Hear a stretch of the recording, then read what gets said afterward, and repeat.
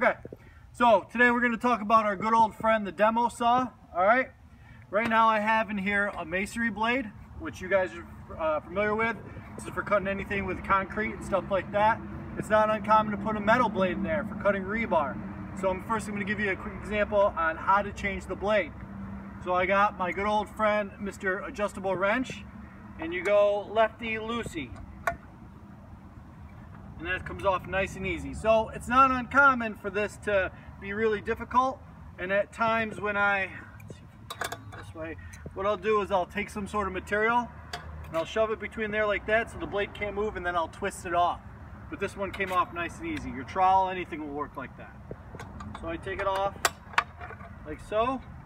Now you got to be careful when you take this off, and this is a problem that I've had over and over and over again.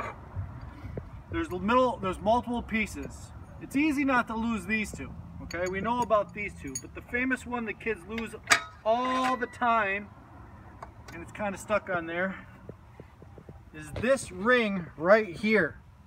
Without this ring, this blade will not fit the saw. Now, with the metal blade, it doesn't matter, but with the masonry blade, they have little teeth on the inside. They have to match up with these teeth on this ring. If you lose this ring, this is worthless, okay? So we'll put this back on there.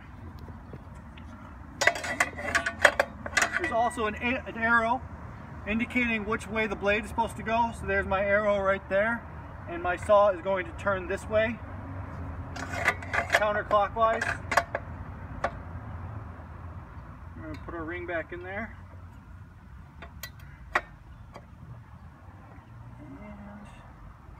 Put our plate back on.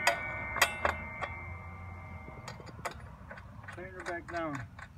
Now we'll use the little trick that I was talking about to tighten it up. Just simply jam something in there like so. That way the blade can't turn.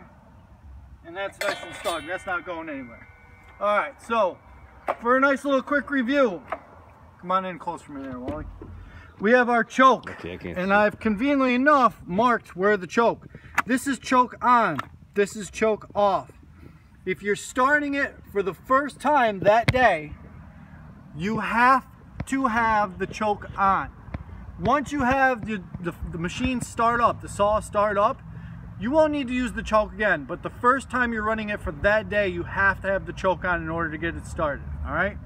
So as we look to the top of the saw here, we have a couple different settings. Here is the start. If I go to push this down, it will not go to start unless I hit this safety and the trigger. So I'll hit this, then the trigger, then I could bring this down. If I let go of all three, it'll shoot back up. So I have to hit this, push it to start, and let go of the other two. Now it will stay at start. The saw is ready to be started. Now I've already started this earlier, so I'm not going to choke it. But when I had to do it earlier, I had to initially hit the choke. All right, so there's a couple different techniques for using this. All right, there is stick your knee on it, and here's one of the things kids mess up all the time.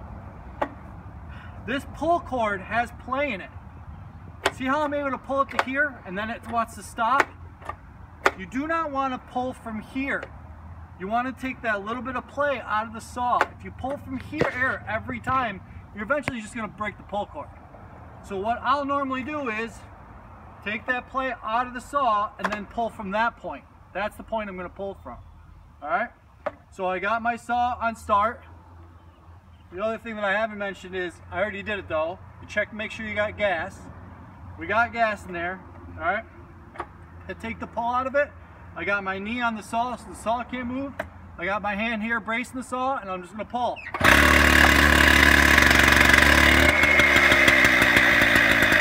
Now, when it's started, it will really get revving up because it's on start, which is the same as having it on full throttle. So what I'll do is I'll move it to this point right here, which is the eye. The eye is where you want it when you want to use it, when you want it to run. Okay? To shut it off, you move it to the top. Obviously it says stop, which they have indicated as an O. That means shut it off. The other technique that I like to use all the time is the drop technique, okay? Because it's not uncommon to be someplace where you can't set the thing down. So again, I'll just hold this, take the slack out of it, and I'm gonna basically keep my hand right here, maybe pull up a little bit and just drop the saw down. So, got it on start again, take the play out of the saw and drop.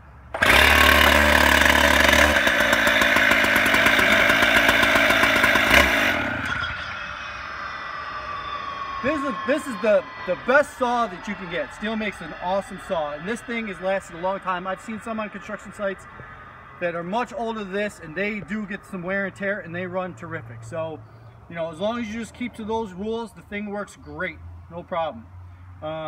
Tomorrow I'm going to try to get Mr. Oakley, and he's going to do a little troubleshooting for you guys when they don't start. All right? Awesome. Thank you.